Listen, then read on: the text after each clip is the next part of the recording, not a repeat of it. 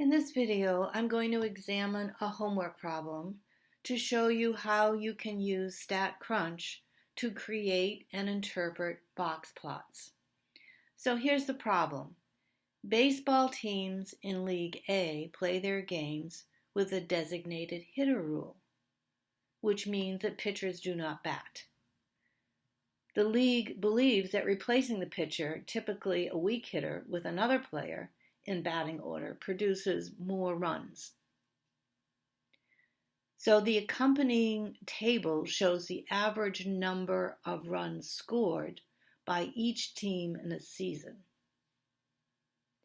So we take a look at the questions that are asked. We're asked to create a box plot of team A and B. We're asked to write a few sentences describing the box plot, and then to talk a little bit about their performance. So we're going to click here to view the table. And a very nice feature of the homework is there's a little box that we can click and open the data in StatCrunch. So we don't have to type it. Now, columns 1 and 3 are really not part of the data. They're just labels for team 1 to games 1 through 15. I would like to change the label of the second column. I'd like to rename the column as simply capital A for League A. And I'd like to rename this column to B for League B. Then I'm going to proceed to the graph menu.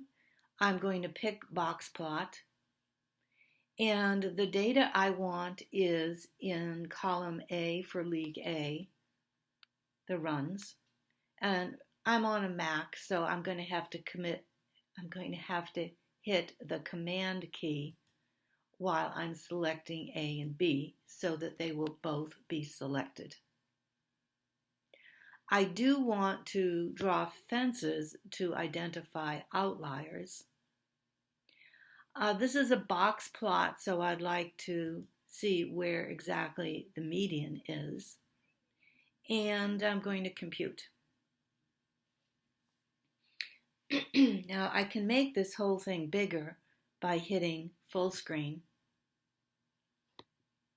And I can actually drag to make it even bigger still.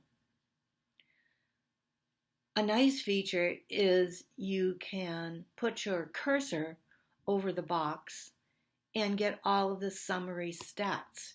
You can get the quartiles. You can get the interquartile range. You can get the value of the median, and so forth for Team B.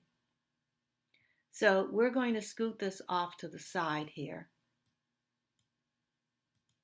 and maybe even, there it is, it's still there. Let's bring it to the forefront. And then look at our choices. So we have to pick A, B, or C. And we're going to scoot this over and bring this to the forefront.